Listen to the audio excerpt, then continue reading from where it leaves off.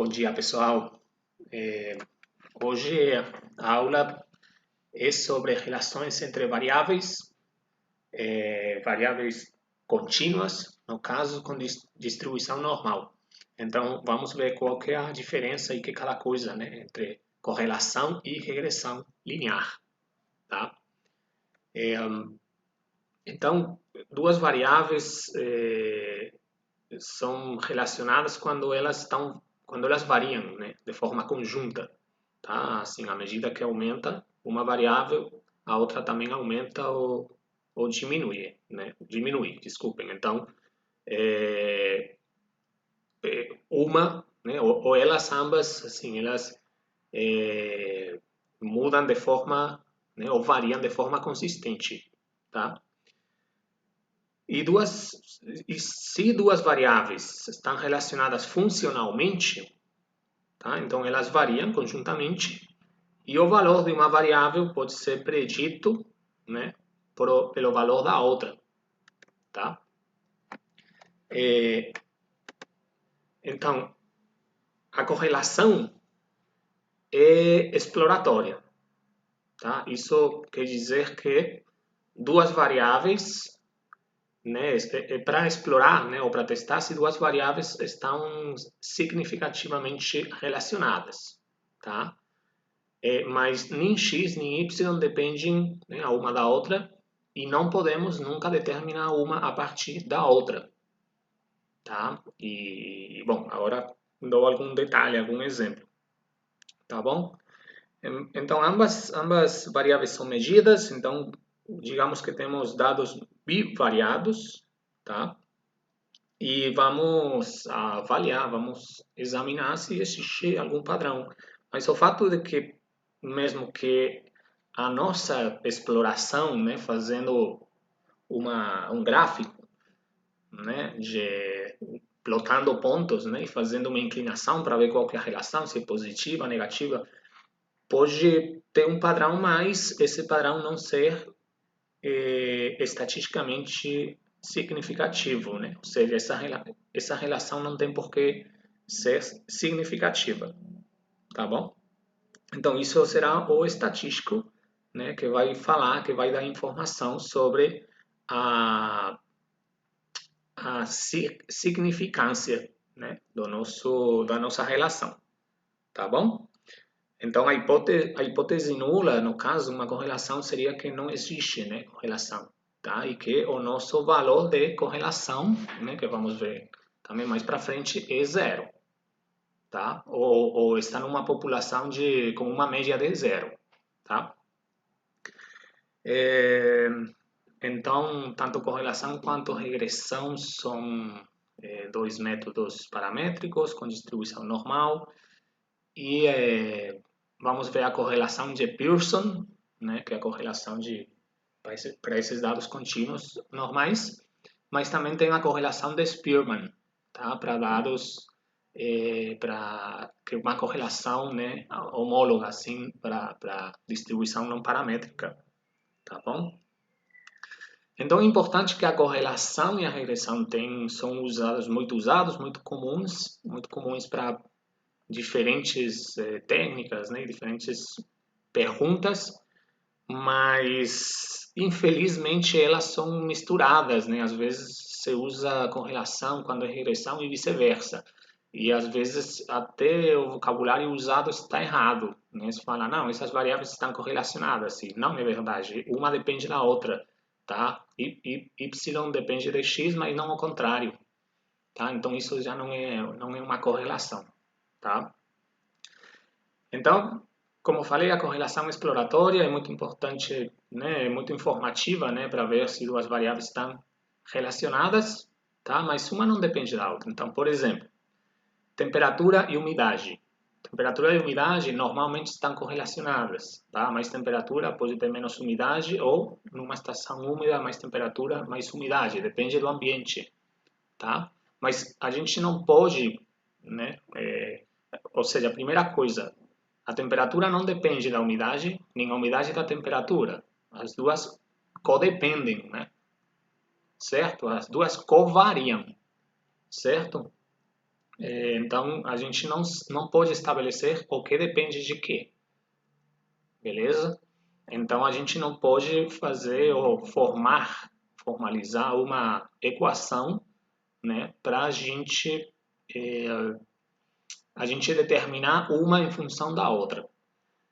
Um exemplo também válido seria uma correlação entre o tamanho e o peso, né, do corpo. Então, a gente não pode determinar o tamanho, a altura, vamos falar de altura. A gente não pode determinar a altura de um indivíduo por conta do peso, nem vice-versa. Tá? Elas estão correlacionadas. Então, são duas medidas, né, que a gente toma, né, a gente mede na mesma unidade amostral, tá? E são duas medições e duas variáveis diferentes, tá bom? Então, isso é uma correlação. Na regressão, na verdade, a gente faz também a mesma coisa, né? Assim, a gente pode estar medindo duas variáveis, tá? Na mesma unidade experimental, tá? Ou em uma unidade experimental dependendo do ambiente, né? Por exemplo, tá bom? A regressão, diferente da correlação, ela é definitiva, ou seja, sabemos que existe uma relação funcional entre y e x. E se ela é significativa, né, é que realmente existe essa relação funcional. Tá? Ela é preditiva, né? Então podemos conhecer y a partir de x, mas x não depende de y, ou seja, não temos o contrário. Tá? Por quê? Porque y é a variável dependente, tá? A nossa variável resposta, que depende de x, que é a variável preditora, explicativa ou independente. Ok? E uma coisa muito importante, isso aqui é muito pertinente. Y não necessariamente é causada por x, tá? Então, mesmo que exista uma relação, tá? E a gente tem uma equação para isso, y é igual a ax mais b, tá? E se a regressão não é linear e ela é exponencial, seria y igual a ax quadrado mais bx mais c, né? Tudo isso vocês já conhecem até da escola, ensino médio, né? Fundamental médio, certo? Ok? Mas isso não quer dizer que realmente x seja a causa direta de y, pode ser uma causa indireta, tá bom? Aqui com correlação, por exemplo, para diferenciar, eu falei de temperatura e umidade. A precipitação e a umidade do solo é uma correlação ou seria uma regressão? Ou seja, a umidade do solo depende da precipitação, a precipitação depende da umidade do solo. Então, cuidado com essas coisas, né? A gente poderia, talvez, ter uma tendência a pensar que é uma correlação, porque tipo, okay, a umidade do solo, né, está correlacionado com a umidade do ar. Mas a umidade do ar não depende da umidade do solo. Tá? A umidade do solo vai depender da precipitação, certo? Tá? Mas é a precipitação que marca a umidade do solo, mas não o contrário. Tá? Então aí seria, né, uma preditiva, certo? Uma, uma fórmula preditiva, né? Ou seja, podemos conhecer y a partir de x, né? A umidade do solo a partir da precipitação, beleza? Mas não o contrário, ok? Bom, eu vou colocar, eu vou passar para o Excel, porque eu coloquei algum exemplo aqui numérico e tal, bastante simples, tá? Bom, o que mais? Então vamos. Aqui coloquei de uma forma aqui bem visual, né, intuitiva. Né, temos aqui o nosso eixo x e nosso eixo y. E isso são tipos de relações, né, entre dados. Aqui estão covariando, em todos os casos, tá? E de tal forma que aqui, nesses casos, nesses da esquerda, esqueçam desses dois aqui, da direita, esses casos aqui é uma covariação potencialmente significativa, tá? Aqui essa covariação, tá? Fato aqui é uma covariação nula, né? À medida que aumenta x, y fica igual, é estável. E aqui sim, aqui variam os dois, y, à medida que x, né? Aumenta, y muda, é variável, né? Mas não tem uma correlação. Então, esses dois casos aqui seriam duas correlações perfeitas. Sim? Tá? E aí seria o nosso cálculo, que vamos ver depois, de correlação, seria, aqui seria 1 e aqui seria menos 1. Tá? Não falei que o valor do coeficiente de correlação de Pearson, de Spearman também, para dados não paramétricos, varia entre 1 e menos 1. Tá? De tal forma que mais próximo de 1, os dados estão mais correlacionados de forma positiva e mais próximo de menos 1 estão correlacionados de forma negativa. À medida que aumenta x, está diminuindo y. Tá?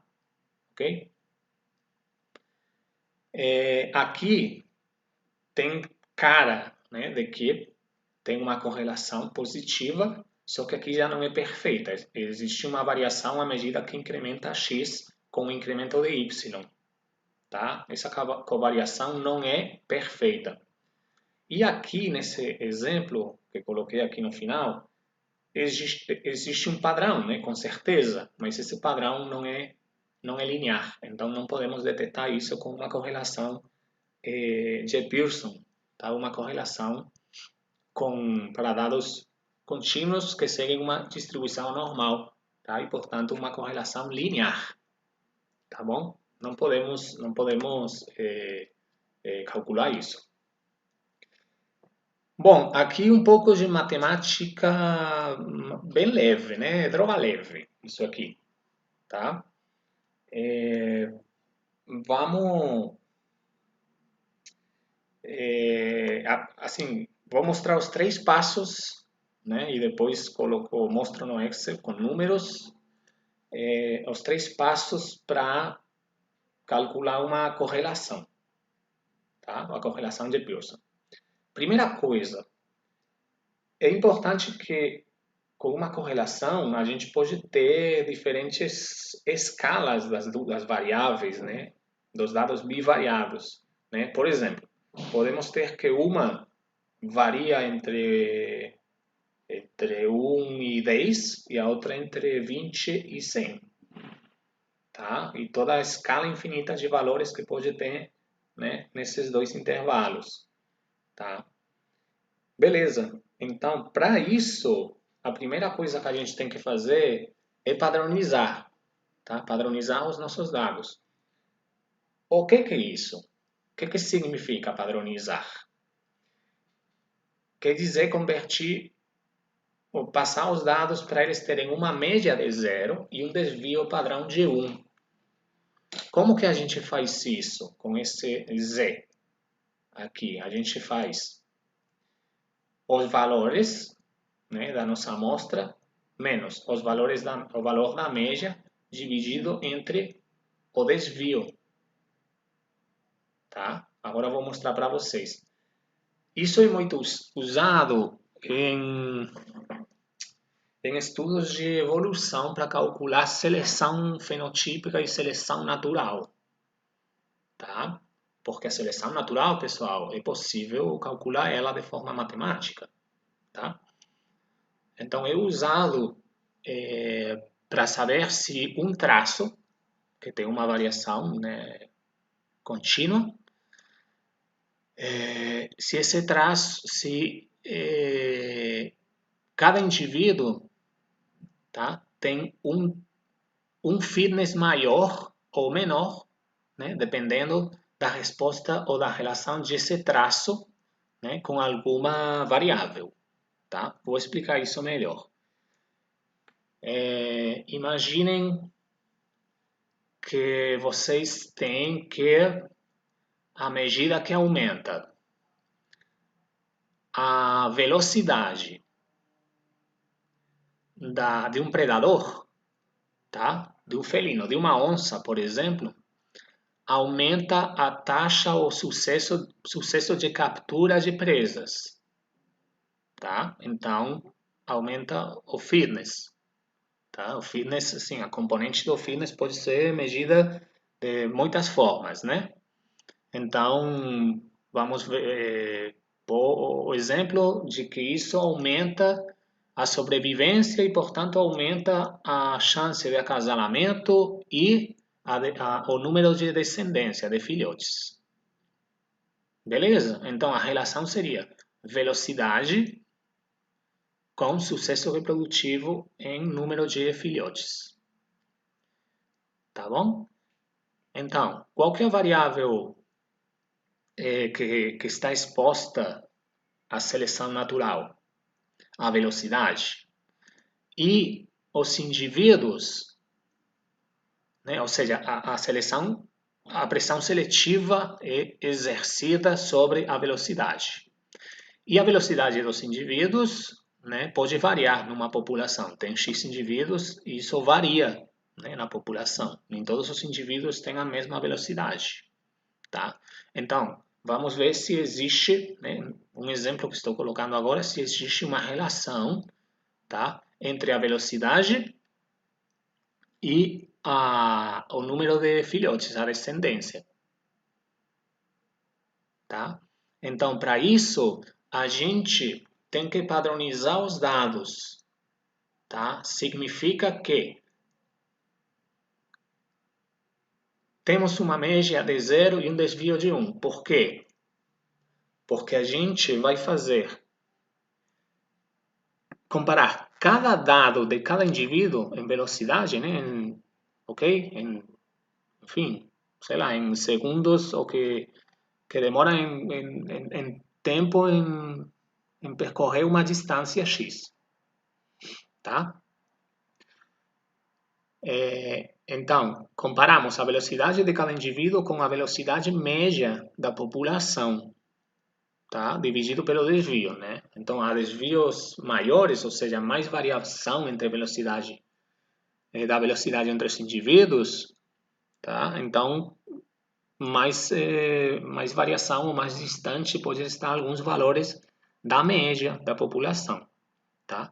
Então, se a gente faz isso, a gente pode ter valores negativos, tá? Que seriam aqueles que os indivíduos que têm uma velocidade menor do que a média da população, tá? Então, a gente não pode ter velocidades negativas, certo? O que está fazendo é padronizar, tá? É para comparar qual que é a diferença de cada indivíduo respeito à média da população. Então, terá indivíduos que vai ter uma diferença muito grande positiva, que teoricamente são aqueles selecionados, ou seja, que vão ter uma descendência maior porque tem uma taxa de captura de presa maior. Tem indivíduos que têm velocidade muito baixa e que estão muito afastados da média da população, que tem valores negativos e que teoricamente são os menos selecionados, certo? Então, isso, saibam que é muito usado para esses casos aí, né? Então, aproveitando também essa aula, tá? Eu não falei não é uma correlação, simplesmente que estou falando que essa técnica aqui de padronização de dados é muito usada em estudos evolutivos que calculam seleção natural ou seleção fenotípica. Tá? A única diferença é que a seleção natural é de um caráter que é herdável, né? E calculam a taxa de herança, e com a seleção fenotípica simplesmente é o traço, tá? Como muda, ou a potencialidade do traço mudar, tá? Não leva em conta a genética. Beleza. O segundo passo para calcular o coeficiente de Pearson de uma correlação, a gente tem que fazer a soma dos dados padronizados, tá? Então, esse somatório aqui de os dados das duas variáveis, tá? Insisto, vamos ver agora no Excel, vai ficar bem mais claro. E por último, a gente calcula o coeficiente mesmo, R, tá? Que seria essa parte aqui, dividido entre o tamanho amostral menos 1. Certo? Então, pessoal, vou no Excel agora. Bom, aqui coloquei um exemplo com dados inventados, tá? Vejam só aqui o que acontece. Esses dados, a escala aqui é muito menor do que a escala aqui, mas a taxa de mudança, né, de câmbio, né, em cada variável é a mesma, né? Só que isso aqui é os dados x multiplicados por 100, né? Tá? Então a gente calcula a média e o desvio, certo? Estão aqui os, tá? A média e o desvio. Aqui a média, obviamente, é 100 vezes maior e o desvio a mesma coisa. Agora, os dados padronizados, lembrem, os dados padronizados são cada dado menos a média dividido entre o desvio padrão. Vocês não sei, sabem o que é isso aqui do símbolo do dólar? Tá? Isso quer dizer que eu fixei, né? Para depois arrastar aqui, que eu fixei esse valor para ele ser sempre igual aqui em todas as células. Bom, então esses são os valores padronizados da nossa variável x e esses são os dados padronizados da nossa variável y. São os mesmos, óbvio, né? Porque são iguais, só muda a escala. Tá? Então, essa média 0 e o desvio 1. Estão vendo? Tá? Ou seja, esses dados padronizados, como eu falei com o exemplo de velocidade de onça e tudo mais, com seleção natural, aqui, esses dados quer dizer quanto se afasta da média. Portanto, 8 é mais distante, né, da média, que é 6, do que 5 e 7, né? Claro. Tá bom? Fácil, né? Isso, tranquilo. Ok. Qual que é o gráfico, né? Aqui tosco, coloquei de forma simples. Qual que é esse gráfico? Qual que é a correlação? É uma correlação perfeita, né? Só que varia a escala aqui, tá? A gente até, vou fazer aqui, pode mudar, opa, não deixa. Pode mudar aqui a escala, né? E vou colocar que varia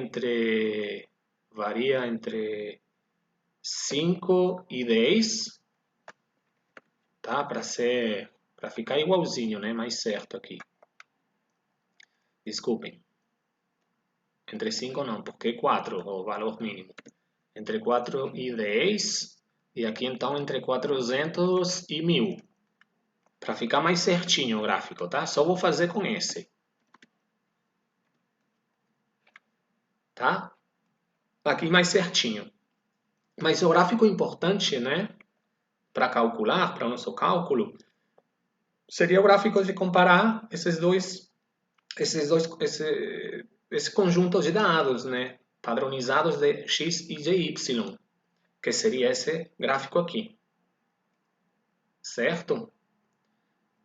Ok. Agora, esse 3 aqui é essa equação, essa fórmula, que é o quê? Esse passo 2 é a soma, né? Toda a soma dos dados padronizados. Tá? Então, seria S por S mais S por S, ou seja, o que eu coloquei aqui. E o valor é 3. Então, olhem a mágica agora. Se a gente faz o passo 3, o cálculo do R, é 1, porque esse valor aqui é 3, e n menos 1, como temos 4, né? O nosso n é 4, 4 menos 1, 3. Então, 3 entre 3, 1. Por que 1? Porque falei que o coeficiente de Pearson varia entre 1 e menos 1. E 1, que é o máximo, é aquela correlação perfeita. E como vocês podem ver aqui, essa correlação é perfeita, né? Igual aquele exemplo que eu coloquei aqui. Certo? É uma correlação perfeita. Fato, dando uma olhada nos dados, vemos que sim, que a correlação é perfeita. Só muda a escala, tá? Certo? Bem simples, né? É uma coisa bem simples. Se não ficou alguma coisa clara, pausem aí, voltem para trás, tá? Ok? Já aproveitem que não é ao vivo e, enfim, para ouvir, né, ou assistir às vezes que vocês precisem. Então eu coloquei aqui mais exemplos. Coloquei eu fixei o valor da variável x, só mudei a y. Então esse aqui, por exemplo, coloquei que é sempre 500. Então temos esse exemplo aqui, né, que não tem uma correlação. Por quê? Porque os padronizados aqui da y é zero, né? Os valores padronizados, porque a média é 500, o desvio é zero, então sempre é zero, tá? Então qual que é o valor desse passo 2? Qual que é o valor disso aqui, tá? Tá vendo?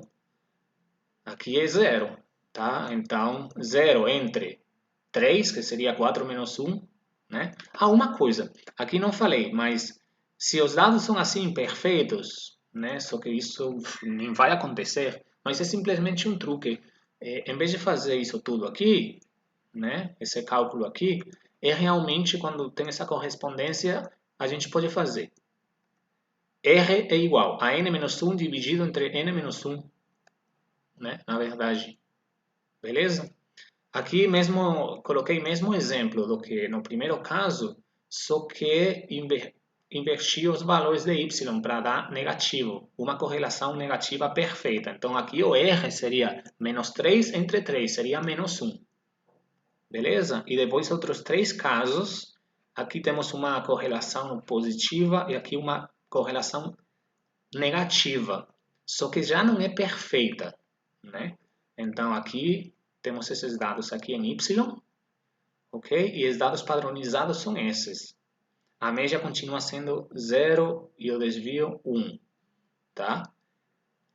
Aqui, esse é o cálculo disso aqui. E aqui é 2.4, portanto, o nosso R seria 2.4 dividido por 3. Então, o nosso R seria 0.6, tá? Ou seja, um R relativamente alto, tá? E mesma coisa aqui, menos 0.6. Aqui, a gente não vê que tem nenhuma tendência com uma correlação linear, né? A gente vê que, tipo, ok, à medida que aumenta x, diminui y até que chega a um threshold, né? A um divisório, um ponto crítico, não sei como... A gente fala um umbral, mas, pessoal, não sei, acho que esqueci essa palavra em português, né? Chega aqui a esse ponto crítico e aí nesse momento tem um ponto de inflexão, né? Assim, a inclinação muda, ou seja, à medida que aumenta x a partir desse valor, aumenta y. Então isso é um padrão, mas não é um padrão linear para detectar com a correlação linear. Por isso o valor, assim, esses seriam os valores padronizados, né? Então seria zero, certo? Então o R é zero. Tá? Enfim, aqui mesma coisa que com esse exemplo aqui, só que com o R negativo, ou seja, seria menos 0.6.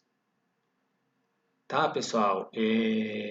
Enfim, eu acho que é isso tudo que eu queria falar. É uma coisa bem simples, tá? A correlação linear, né?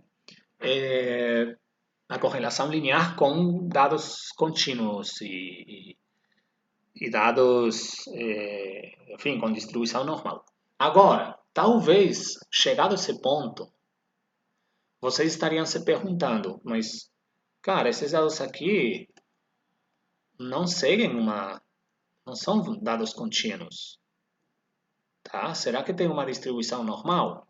Tá, eu coloquei aqui o mais simples para vocês verem qual que é o cálculo, né? Mas isso aqui poderia ser 8.003, 7.2, 5.4 e aqui mesma coisa, 540 ponto alguma coisa, tá? Então, para fazer o exemplo é super tranquilo, né? Beleza? Então a gente está pegando apenas assim 4 dados. Imaginem que vocês têm 1000, né? Assim, que tem uma variação muito, um N grande, né? Então, esse é simplesmente uma pequena amostra do conjunto de dados, tá? Ok? Então, caso alguém esteja pensando, tipo, oh, mas você falou de distribuição normal e dados contínuos e tal, e aqui está colocando exemplo com esses dados que parecem de contagem, né? Dados numéricos discretos e tal, para mostrar esse exemplo aqui, é válido, tá? Com uma correlação de Spearman, que seriam dados não paramétricos, né, um exemplo poderia ser, por exemplo, comparar as notas, né, de provas, né, que vão entre, sei lá, dados numéricos de contagem, tá, por exemplo, e, e comparar entre duas disciplinas, por exemplo, matemáticas e física, né, de um aluno. Tá? Enfim, de uma turma, desculpem, né? Contando assim todos os alunos. Então, a nosso tamanho amostral seria o número de alunos, tá? E seria comparar esses dados bivariados entre duas disciplinas, tá bom? Então, é um exemplo assim bobo, rápido, né? Simples, tá? Pessoal, aqui vou pausar porque eu dessa vez montei primeiro os slides, né, e o Excel para correlação e vou preparar agora para regressão. Então hoje, né, por certas coisas aí que tive que, enfim, tanto faz, né, não tem importância. Importante é que vocês vão ter a hora de aula, né, da videoaula e tal, mas eu tive que focar em outras coisas aí de algum artigo e tal que tinha aí importante que tive que submeter e então vou preparar agora essa segunda parte. Tá? Então vou pausar aqui, mas enfim, para vocês não faz relevância, porque como se não tivesse acontecido nada. É, então agora, pessoal, passamos à parte de regressão, né? É, então falei no começo, né, da aula que a regressão é definitiva, ou seja, sabemos que não é uma correlação, sabemos que existe uma relação funcional, ou seja, que tem uma função por trás. Isso não quer dizer que tenha uma função biológica ou ecológica, quer dizer uma função matemática, onde y é igual a x mais b, ou a x quadrado mais bx mais c, né? Mas isso já seria uma regressão exponencial, não seria uma regressão linear, tá? Que é preditiva, que podemos conhecer os valores de y a partir de x, né? Mas x não depende de y. E isso aqui de que é uma relação funcional, né? Não quer dizer que seja uma relação causal. Isso é muito importante, tá? Ou seja, y não necessariamente é causado por x, né? Eu vou colocar um exemplo, tá? Aqui, pessoal, que ninguém se assuste assim com esse slide aqui, porque eu, igual, contrário ao que eu fiz com o teste de pareado e com Wilcoxon e com a correlação, eu não vou falar da matemática aqui da regressão por vários motivos. Primeiro, porque é complexo, né? Eu acho que não é o objetivo, né, da disciplina. Terceiro, a gente perderia muito tempo e teria que colocar assim, vários slides no Excel, assim, acompanhar durante muito tempo. E eu acho que, sinceramente, é chato, tá? Está um pouco fora do foco, tá? Mas vou explicar simplesmente isso aqui. Então, para vocês terem uma noção, parte do cálculo de uma regressão tem equações desse tipo, né? Assim, infernais, onde tem que fazer muita coisa e tal, né? Então, o importante mesmo aqui é, para mim, que vocês aprendam um pouco o sentido biológico, tá? E qual a importância de uma regressão e quando vocês têm que aplicar ela, tá? E depois, assim, interpretar, tem um valor de R quadrado, tem um valor também de inclinação e tem um p-valor para saber se é significativo ou não, tá? O R quadrado é um parâmetro similar ao R que explicava antes com a correlação, tá?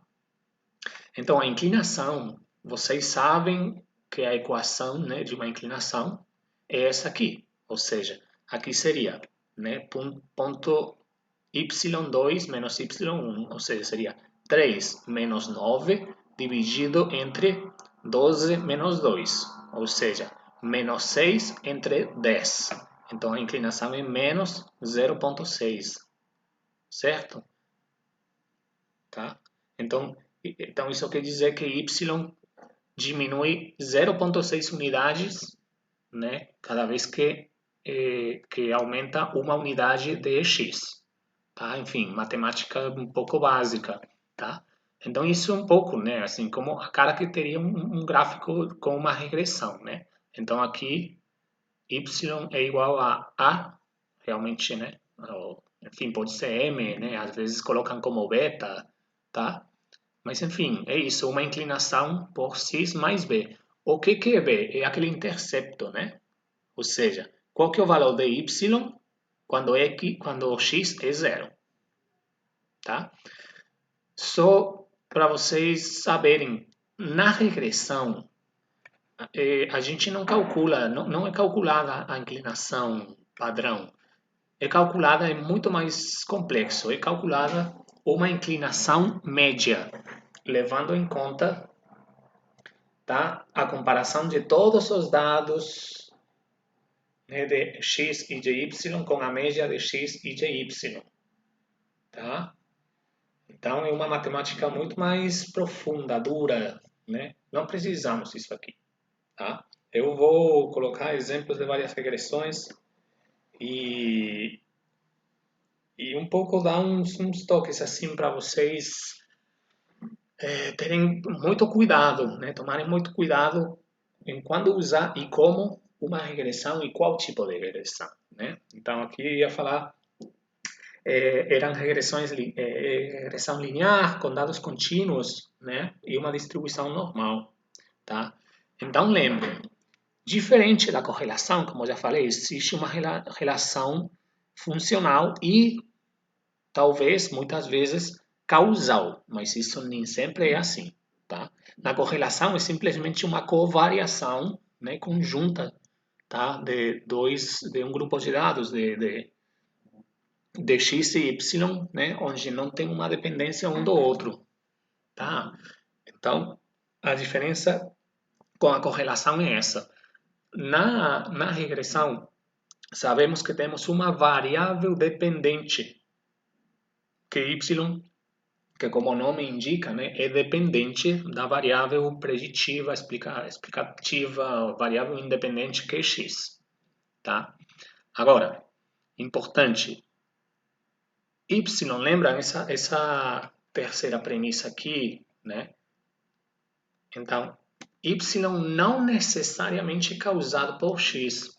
Então, lembram aquele nosso exemplo bobo, né, tosco, do primeiro dia que a gente, assim, a gente demonstrou que o uso de óculos está relacionado com a idade, tá? E também que a renda está relacionada com a idade. Mas se a gente pode falar que o uso de óculos está relacionado com a renda, não faz sentido biológico. A gente poderia talvez fazer uma relação funcional com isso, mas não faz sentido biológico, porque não é causal, certo? Então, isso que vocês têm que levar em conta, têm que considerar. Então, primeira coisa, o bom senso. Segundo, muita leitura e um conhecimento grande do sistema de estudo de vocês, que vocês querem avaliar, e essa variável, como vai ser medida, a natureza dos dados dessa variável e de que depende potencialmente. Então, para isso, vocês têm que manjar, têm que conhecer o sistema de estudo. Tudo bem que vocês fazem pesquisa para conhecer melhor, né, certos traços, certas respostas, padrões na natureza, beleza, mas tem que ter um conhecimento prévio para fazer isso. Né? Isso passa por ler muito e ter um desenho, um delineamento amostral muito bem definido. Né? Como falei na primeira aula, é muito importante sentar, pensar, escrever, ler, sintetizar, discutir, tá? Falar com colegas, discutir com colegas, tá? E ler muito, tá? E ter uma noção, né? Além do bom senso, claro, né? O bom senso é importante, é básico, mas eu acho que o bom senso também vem um pouco de maior conhecimento e leitura, né? Mas agora vamos com um exemplo mais real e mais biológico, digamos, né? Por exemplo, em lagoas urbanas, por exemplo, né? Um dos problemas de falta de oxigênio, né, nas lagoas e morte de peixes e tal, por conta da concentração de algas que acabam acumulando na superfície, tá, da água, nessa camada de água que está cheio de alga. Não deixa passar a luz, não deixa, né, fazer troca de oxigênio, né, e morre, né, a biodiversidade dessa lagoa, né, pode diminuir drasticamente, né. Então, faria sentido, né, fazer um estudo onde essa concentração de algas depende da radiação solar, né, porque algas estão na superfície para elas fotossintetizarem, né, e ainda assim elas assimilarem ainda muito mais, né, carbono, tá? Uma produção maior de biomassa vegetal, tá? De energia, beleza? Então, mas a gente poderia fazer uma relação funcional entre concentração de águas e profundidade? Sim. E faz sentido biológico? Faz, né? Faz sentido biológico, porque realmente demonstramos, tipo, sim, à medida que aumenta a profundidade, vai diminuindo a concentração de algas. Não é verdade? Né? Então, sim, beleza. Mas é um efeito indireto à profundidade. O que realmente está afetando é a radiação solar. Tá? Então, a radiação solar, tudo bem que é maior na profundidade, mas a profundidade não depende da radiação solar, certo? Então, vocês poderiam pensar, tudo bem, não, a concentração de águas depende da profundidade. Tem uma relação bem assim, significativa e faz sentido biológico, né? Porque tem mais radiação solar, né? Então, a profundidades menores tem menor radiação solar. Pois é, mas é isso mesmo, a radiação solar. A profundidade não está relacionada com a radiação solar. Tá? Ou seja, não é a profundidade, é outro elemento, outro fator diferente, tá? Então, tudo bem que a maior profundidade, né, isso que eu falei, a mais ou menos profundidade, né, vai ter mais ou menos luz, o efeito da profundidade mesmo sobre a concentração de água é derivado à radiação solar, tá? Então, essa relação aqui é funcional e faz sentido biológico, mas eventualmente é a radiação solar que tem a relação causal. Beleza? Então, salientando isso aqui, pessoal, o que eu quero dizer é que vocês têm que pensar sempre o que vocês estão avaliando e quais são as variáveis potencialmente preditivas, né, as variáveis potencialmente explicativas do modelo e da variável resposta de vocês.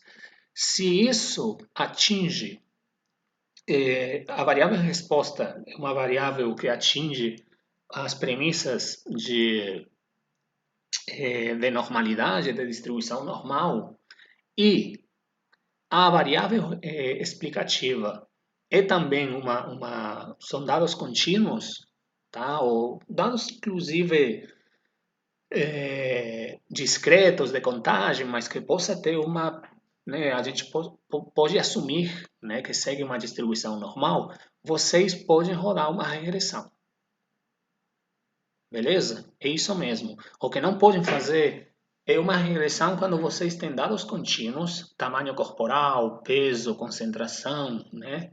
Todas assim, essas variáveis que a gente já viu, né, ao longo desses dias, dependendo do sexo, dependendo do país de origem, dependendo se é mata bem conservada ou perturbada, dependendo da estação seca ou da chuva. Ou seja, isso são variáveis categóricas. Então, vocês fazem grupos, né? Vocês classificam. Então, aí já tem que fazer a nova, o GLM. Né? Isso vamos ver já semana que vem. Certo. Então, assim, quais que são os requisitos e as premissas para rodar uma regressão linear?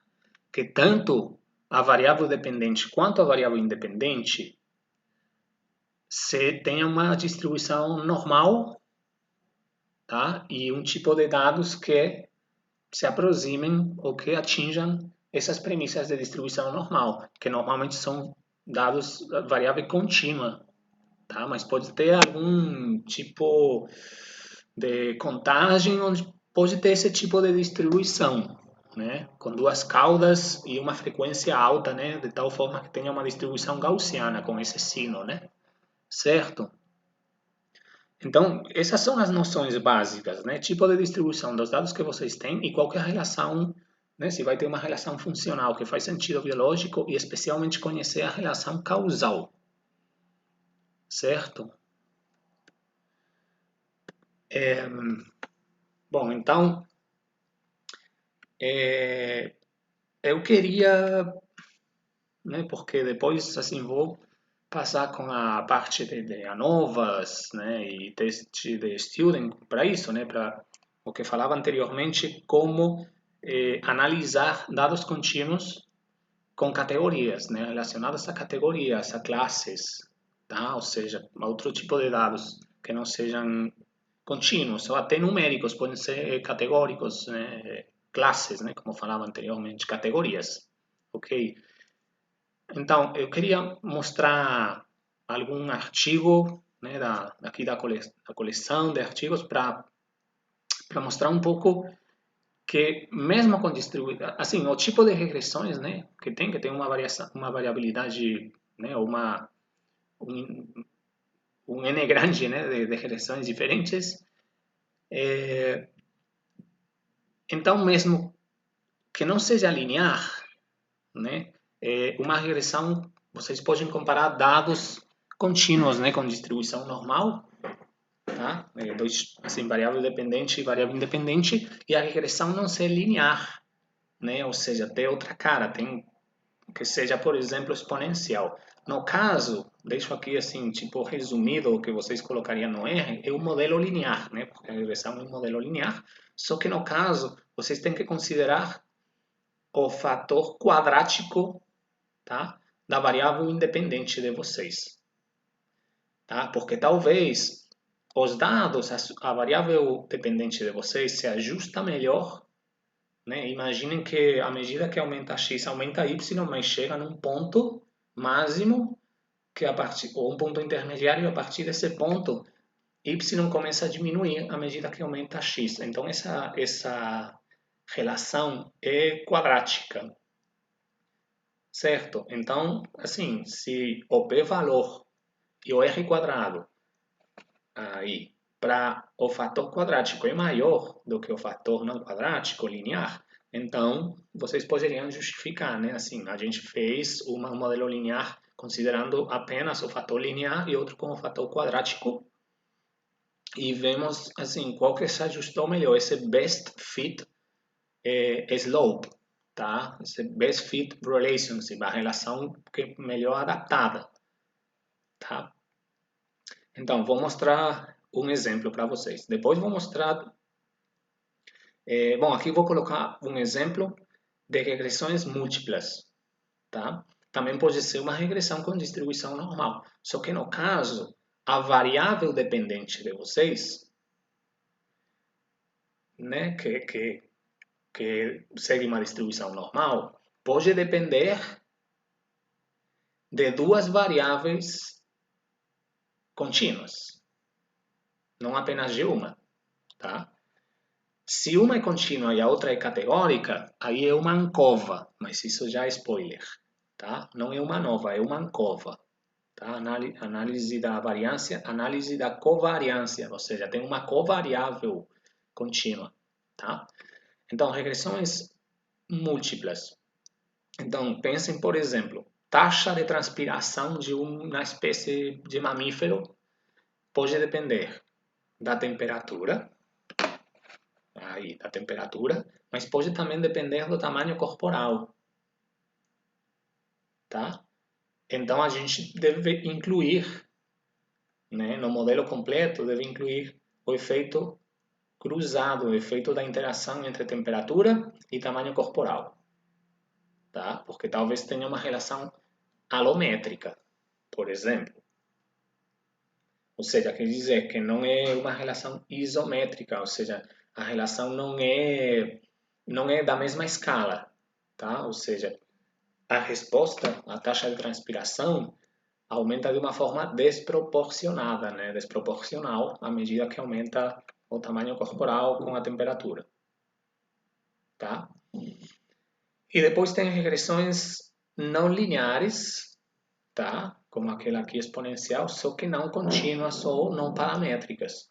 E o exemplo que talvez vocês vão ler mais, vão usar mais, é a regressão logística, que é a regressão onde a variável dependente é binomial, tá? Então, vou sair aqui e vou usar. Então, o primeiro exemplo com esse artigo aqui é de uma regressão com distribuição normal, só que não é linear, tá? No caso aqui, é exponencial. Se ajusta melhor uma quadrática do que uma linear, como por exemplo, essa aqui é linear, mas essa é quadrática, tá? E então, a regressão tem esse r quadrado, tá? Que também, assim como é quadrado, só varia entre 0 e 1. Não expliquei, esqueci, desculpem. Com a correlação, lembrem que vai entre 1 e menos 1. Mas na regressão, apenas como é quadrado, apenas vai entre 0 e 1. Ou seja, se a relação é negativa, decrescente, o R é negativo, mas quadrado não tem valores negativos, né? Então, porque aqui o que importa, né, numa regressão, na correlação, o que importa é como que estão relacionadas as variáveis. Na regressão, o que importa é quão, né, a qualidade da relação. Então, mesmo sendo negativa, o R quadrado, né, o valor de ajuste, sempre vai ser positivo. Tá? Então, o que importa é a boa relação que tem os dados. Tá? Ou seja, como a variável dependente y, né, varia com a variação da variável independente x. Insisto, mesmo sendo negativo, né, aqui esse r quadrado informa do bem que se ajusta, né, a variação em y com a variação em x. Tá bom? E já nos resultados vocês escrevem, ok, teve uma influência significativamente negativa, tá? E aí colocam o valor do r quadrado, tá? Mas é bom falar no texto que é negativa, tá? Mesmo que na figura já dá para ver, tá? Então esse é um exemplo de uma regressão com tanto x quanto y tem são dados contínuos, tá? E seria uma distribuição normal, tá? Outra coisa que eu esqueci de falar, pessoal, para variável independente, vocês não têm que testar normalidade. Simplesmente vocês veem que são dados contínuos, ou são dados, algum tipo de dado numérico que pode se aproximar, né, a uma normal. Porque o que não pode fazer é uma regressão, insisto, com dados aqui de categorias, né? De tipo, ok, sexo masculino, sexo feminino, estação seca, estação úmida. Não, isso já é outro tipo de modelo. Beleza? Agora, o segundo ponto eram regressões múltiplas, né? Eu coloquei o exemplo da taxa de transpiração em mamíferos, né? Que depende da temperatura do ar e pode depender também do tamanho corporal, tá? Tem aqui isso é difícil de expressar, né? Então aqui, por exemplo, aqui tem uma regressão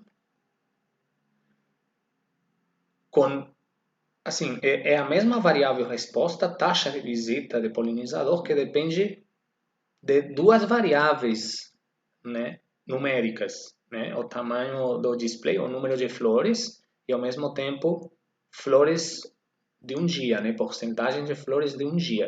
Então aqui, no caso, aqui a relação é linear, tá? Ou seja, aqui, né? o fator B, a variável independente B, a relação é linear, mas com C, né, com essa outra aqui não é linear, é quadrática, tá? Então, no R, né, a coisa seria um pouco mais complexa. Seria fazer isso aqui para C, né? No caso, para os dois, seria B mais B quadrado, mais C quadrado, tá? Mais B por C, mais B quadrado por C quadrado. E ver qual ajuste é melhor, tá? Então, no caso desse trabalho aqui, o ajuste foi melhor com B e com C quadrado, tá bom? Como que vem o ajuste?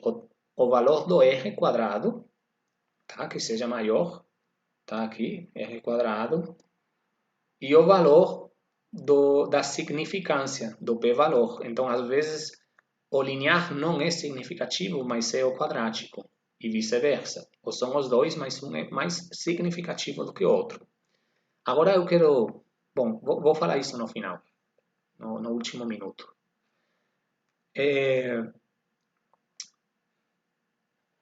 Mais tipos de, por exemplo, aqui tem um tipo de regressão.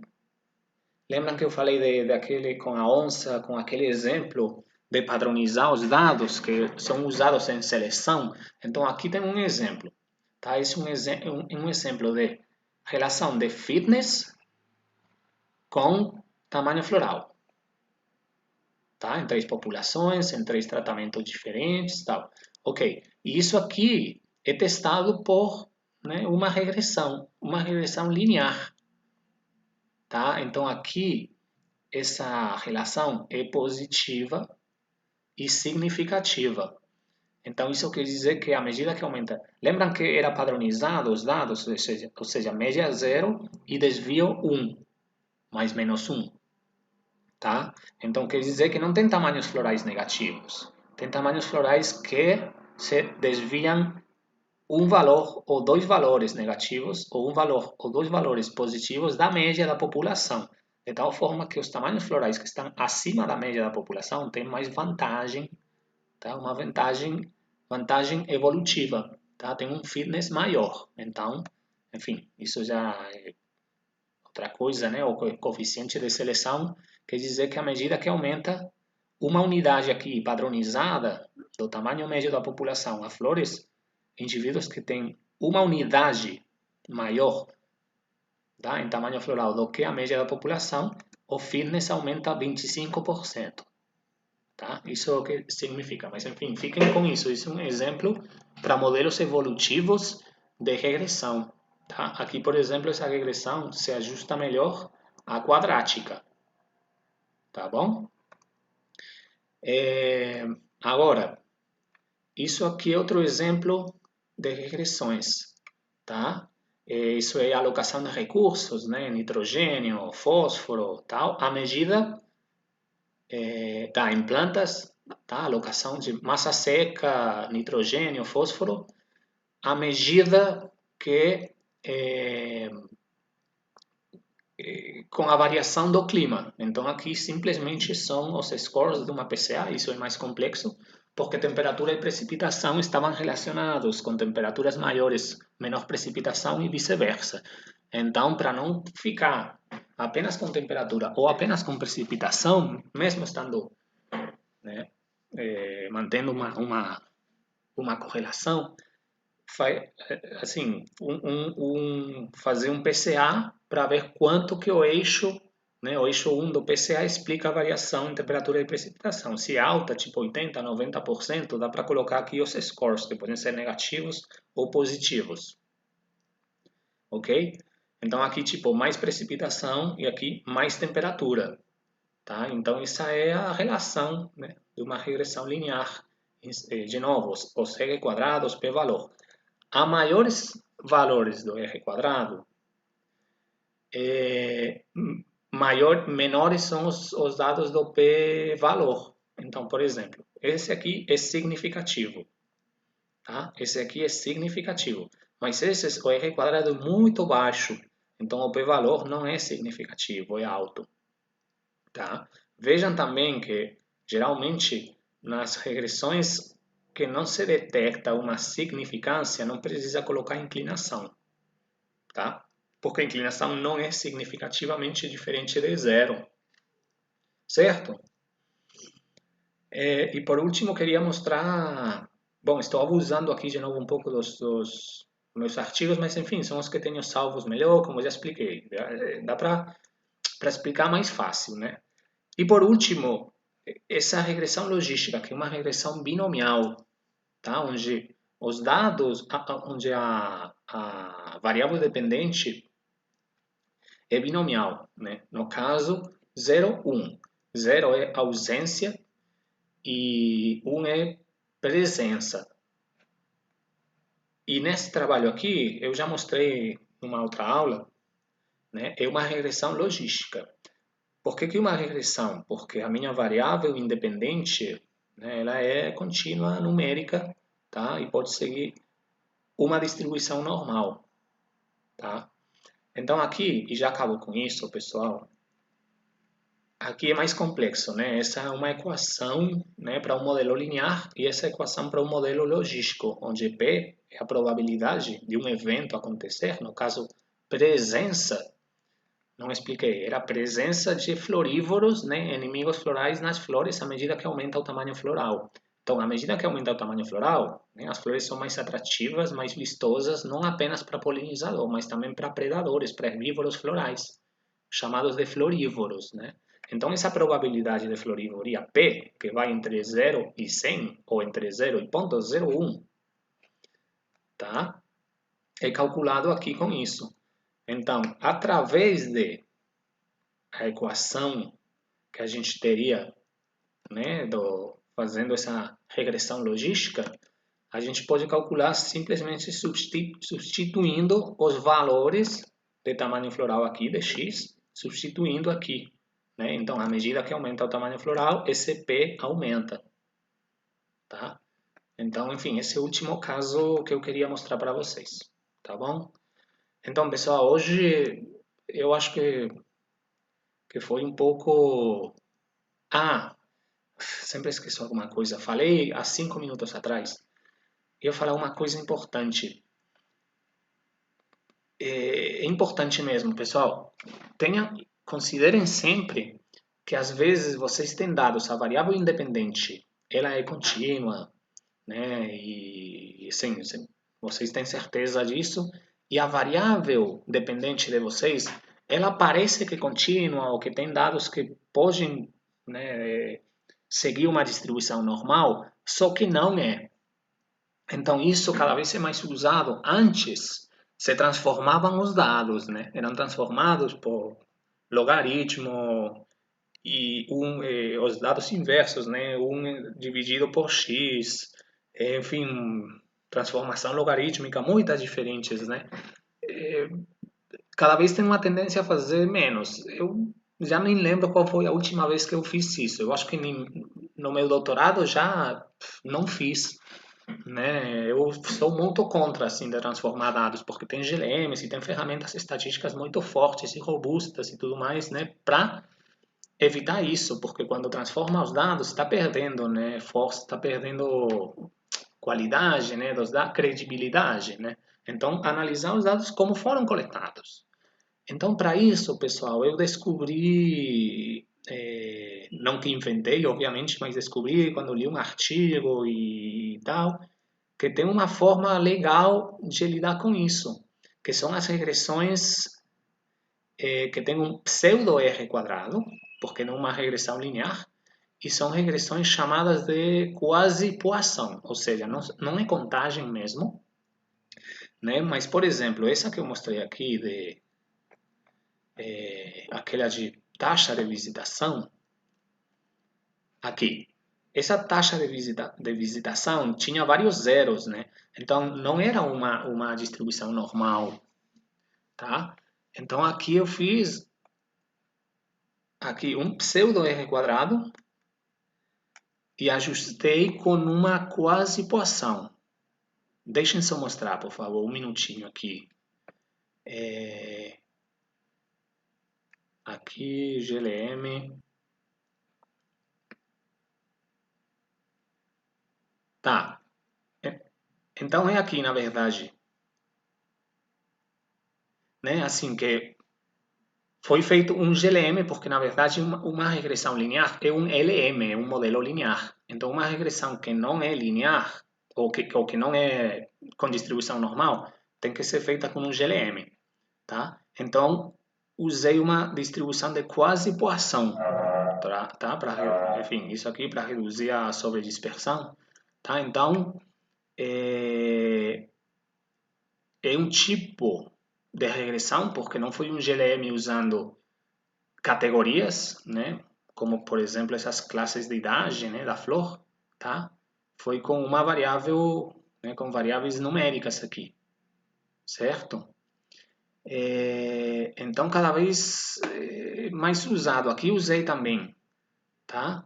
Isso aqui são valores de quasi-poisson.